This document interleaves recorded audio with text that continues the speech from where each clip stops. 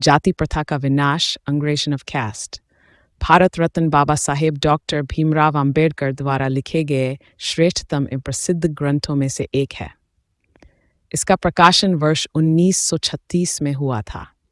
इस ग्रंथ में तत्कालीन जाति व्यवस्था का घोर विरोध किया गया एवं उस समय के धार्मिक नेताओं का भी विरोध किया गया। ये एक ऐसा भाषण है जिसको बाबा साहेब को सार्वजनिक रूप से पढ़ने का मौका नहीं मिला। ये भाषण लाहौर के जात पात तोड़क मंडल की और से उनकी वार्षिक कॉन्फ्रेंस में बाबा साहेब मुख्य भाषणकर्ता के रूप में न्योता मिलने के बाद लिखा गया था। दोस्तों, पिछली वीडियो में हमने बाबा साहब का जात पात तोड़क मंडल को लिखा गया जवाब सुना कि किस प्रकार जात पात तोड़क मंडल ने बाबा साहब को मनाने की कोशिश की, लेकिन बाबा साहब ने न तो अपने भाषण के शब्दों में कोई बदलाव किया, न ही बाबा साहब ने कोई समझौता क्या किया। इस वीडियो में बाबा साहब का वो भाषण जो बाबा साहब जात पात तोड़क मंडल के 1936 के वार्षिक सम्मेलन के लिए तैयार किया था, लेकिन जात पात तोड़क मंडल की हठधर्मिता के कारण ये भाषण दे नहीं पाए। इस वीडियो में आप इनके भाषण का अगला भाग सुनेंगे। ये 1 अप्रैल 1926 को या उसके आसपास का मामला है। समाचार पत्रों में छपी रिपोर्टों से ऐसा प्रतीत होता है कि चकवारा के एक अछूत तीर्थयात्रा से लौटे थे। उन्होंने धार्मिक अनुष्ठान के रूप में गांव के अपने साथी अछूतों को रात्रि भोज देने की व्यवस्था की थी। मेज़बान की इच्छा थी कि मेहमानों को शानदार भोजन दिया जाए और उस परोसी जाने वाली वस्तुओं में घी या मक्खन भी परोसा जाए। लेकिन जब अछूतों की सभा भोजन करने में लगी तो सैकड़ों की संख्या में हिंदू लाठियों से लैस होकर घटनास्थल पर पहुंचे और भोजन को नष्ट कर दिया तथा अछूतों पर हमला किया। मेहमानों ने परोसा गया भोजन छोड़ दिया और अपनी जान बचाने के लिए भाग गए। और निरीह अछूतों पर यह जानलेवा हमला क्यों किया गया? कारण यह बताया गया है कि मेज़बान अछूत घी परोसने के मामले में काफ़ी डीठ था और उसके अछूत मेहमान इतने मूर्ख थे कि उन्हें घी के स्वाद का पता नहीं था। उन्होंने घी जैसी पवित्र वस्तु का अपमान किया है। घी निस्संदेह अमीरों के लिए एक विलासिता की चीज़ है, लेकिन उन्होंने ये नहीं सोचा कि घी का सेवन उच्च सामाजिक स्थिति का प्रतीक है। चकवारा के हिंदुओं ने घी के इस अपमान के लिए कुछ अलग ही सोचा और धार्मिक आक्रोश में अछूतों द्वारा घी साथ किए गए अन्याय का बदला लिया, जिन्होंने घी को अपने भोजन की वस्तु के रूप में मानकर उनका अपमान किया था, जिसके बारे में उन्हें पता होना चाहिए था कि घी खाना उनकी गरिमा के अनुरूप नहीं है। इसका मतलब यह है कि किसी अछूत को घी का उपयोग नहीं करना चाहिए, भले ही वह इसे खरीदने की क्षमता रखता हो, क्योंकि यह हिंदुओं के खिलाफ अहंकार का कार्य है। इन तथ्यों को बताने के बाद अब मैं सामाजिक सुधार का मामला बताता हूँ। ऐसा करने में मैं यथासंभव श्री बनर्जी का अनुसरण करूँगा और राजनीतिक विचारधारा वाले हिंदुओं से पूछूंगा कि क्या आप राजनीतिक सत्ता के लिए उपयुक्त हैं। भले ही आप अछूतों जैसे अपने ही देशवासियों के एक बड़े वर्ग को सार्वजनिक स्कूल का उपयोग करने की अनुमति नहीं देते हैं। क्या आप राजनीतिक सत्ता के लिए उपयुक्त हैं? भले ही आप उन्हें सार्वजनिक कुओं का उपयोग करने की अनुमति नहीं देते हैं। क्या आप राजनीतिक सत्ता के लिए उपयुक्त हैं? भले ही आप उन्हें सार्वजनिक सड़कों का उपयोग करने की अनुमति नहीं देते हैं। उन्हें उनकी पसंद के परिधान या आभूषण पहनने की अनुमति नहीं देते हैं। क्या आप राजनीतिक सत्ता के लिए उपयुक्त हैं? भले ही आप उन्हें उनकी पसंद का कोई भी भोजन खाने की अनुमति नहीं देते। मैं ऐसे कई प्रश्न पूछ सकता हूँ, लेकिन क्या ये पर्याप्त होंगे? मुझे आश्चर्य है कि श्री बनर्जी का उत्तर क्या रहा होगा।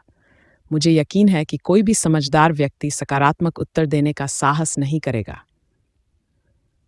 प्रत्येक कांग्रेसी जो स्वर्णों की हठधर्मिता को दोहराता है कि एक देश दूसरे देश पर शासन करने के लिए उपयुक्त नहीं है, उसे यह स्वीकार करना होगा कि एक वर्ग दूसरे वर्ग पर शासन करने के लिए उपयुक्त नहीं है। तो फिर ये कैसे संभव है कि आपका संगठन सोशल रिफॉर्म की लड़ाई में टिका रहेगी? इसे सही ढंग से समझने के लिए यह आवश्यक है कि हम इस बात पर ध्यान दें कि सुधारक किस प्रकार के सामाजिक सुधार के लिए आंदोलन कर रहे हैं। इस संबंध में हिंदुओं के सुधार के अर्थ में सामाजिक सुधार और हिंदू समाज के पुनर्गठन और पुनर्निर्माण के अर्थ में सामाजिक सुधार के बीच अंतर करना आवश्यक है, जिसमें पहले का संबंध विधवा पुनर्विवाह, बाल विवाह आदि से है, जबकि दूसरे का संबंध जाति व्यवस्था के उन्मूलन से है। आपका जात पात तोड़क मंडल एक ऐसी संस्था है जो मुख्य रूप से उच्च जाति के हिंदू समाज के सुधार से संबंधित है। इसमें अधिकतर प्रबुद्ध उच्च जाति के हिंदू शामिल है जो जाति उन्मूलन के लिए आंदोलन करने की आवश्यकता महसूस नहीं करते हैं या उनमें इसके लिए आंदोलन करने का साहस नहीं है। उनमें स्वाभाविक रूप से जबरन विधवापन, बाल विवाह आदि जैसी बुराइयों को दूर करने की तीव्र इच्छा महसूस हुई। जो बुराइयां उनके बीच व्याप्त है और जिन्हें वे व्यक्तिगत रूप से महसूस करते हैं, वे हिंदू समाज के सुधार के लिए खड़े नहीं हुए।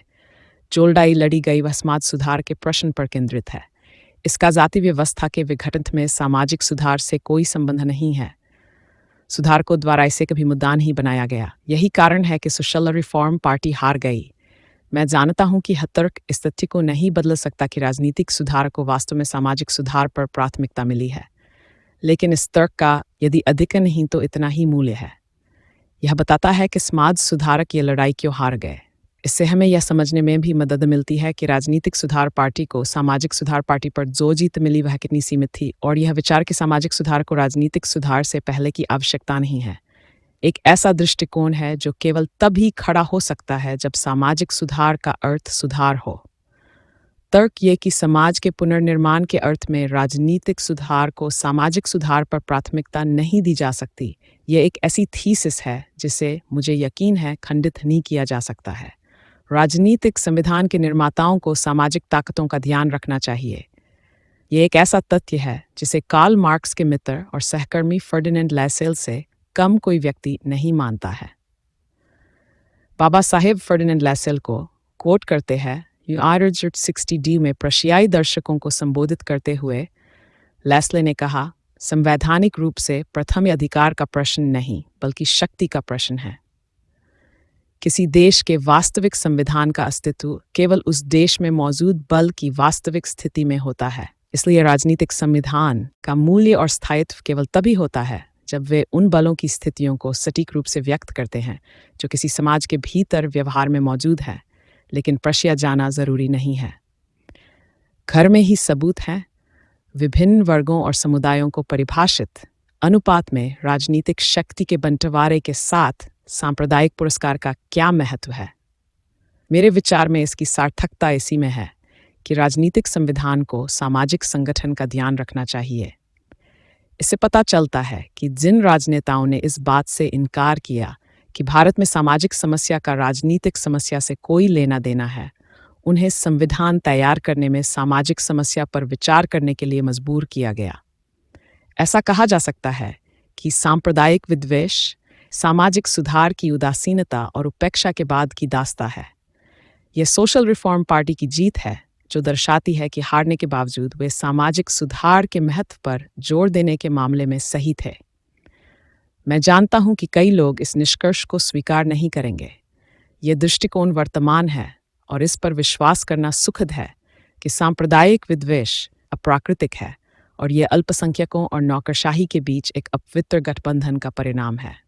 यदि यह कहा जाए कि अच्छा साक्ष्य नहीं है, तो मैं अपने तर्क के समर्थन में साक्ष्य के रूप में सांप्रदायिक पंचायत पर भरोसा नहीं करना चाहता। आइए आयरलैंड की ओर रुख करें। आयरिश होम रूल का इतिहास क्या दर्शाता है? ये सर्वविदित है कि अल्स्टर और दक्षिणी आयरलैंड के प्रतिनिधियों के बीच बातचीत के दौरान दक्षिणी आयरलैंड के प्रतिनिधि श्री रेडमंड ने अल्स्टर को पूरे आयरलैंड के लिए समान होम रूल संविधान में लाने के लिए कहा था। अल्स्टर के प्रतिनिधि कोई भी राजनीतिक सुरक्षा उपाय जो आपको पसंद हो मांगें और वे आपको मिलेंगे। उल्स्टरमैन ने क्या उत्तर दिया? उनका उत्तर था, तुम्हारे सुरक्षा उपायों को धिक्कार है, हम किसी भी शर्त पर तुम्हारे द्वारा शासित नहीं होना चाहते। जो लोग भारत में अल्पसंख्यकों को दोषी ठहराते हैं, उन्हें इस बात पर विचार करना चाहिए कि यदि अल्पसंख्यकों ने वही रवैया अपनाया होता जो अल्स्टर ने अपनाया, तो बहुसंख्यकों की राजनीतिक आकांक्षाओं का क्या होता। आयरिश होम रूल के प्रति अल्स्टर के रवैये को देखते हुए क्या ये ध्यान दिया जा रहा है कि अल्पसंख्यक बहुमत द्वारा शासित होने के लिए सहमत हुए हैं, जिन्होंने राज्य कौशल की बहुत अधिक भावना नहीं दिखाई है, बशर्ते उनके लिए कुछ सुरक्षा उपाय तैयार किए गए हों, लेकिन यह केवल आकस्मिक है। मुख्य प्रश्न यह है कि अल्स्टर ने यह रवैया क्यों अपनाया। एकमात्र उत्तर जो मैं दे सकता हूँ वह यह है कि उल्स्टर और दक्षिणी आयरलैंड के बीच एक सामाजिक समस्या थी। कैथोलिक और प्रोटेस्टेंट के बीच की समस्या मूलतः जाति की समस्या थी। आयरलैंड में होम रूल रोम रूल होगा, यह वह तरीका था जिसमें अल्स्टरमैन ने अपना उत्तर तैयार किया था। लेकिन ये बताने का एक और तरीका है कि यह कैथोलिक और प्रोटेस्टेंट के बीच जाति की सामाजिक समस्या थी जिसने राजनीतिक समस्या के समाधान को रोक दिया। इस साक्ष्य को फिर से चुनौती मिलना निश्चित है। यह आग्रह किया जाएगा कि यहाँ भी साम्राज्यवादियों का हाथ काम कर रहा था, लेकिन मेरे संसाधन खत्म नहीं हुए हैं। मैं रोम के इतिहास से साक्ष्य दूंगा। यहाँ कोई यह नहीं कह सकता कि कोई दुष्ट प्रतिभा काम कर रही थी। जिस किसी ने भी रोम के इतिहास का अध्ययन किया है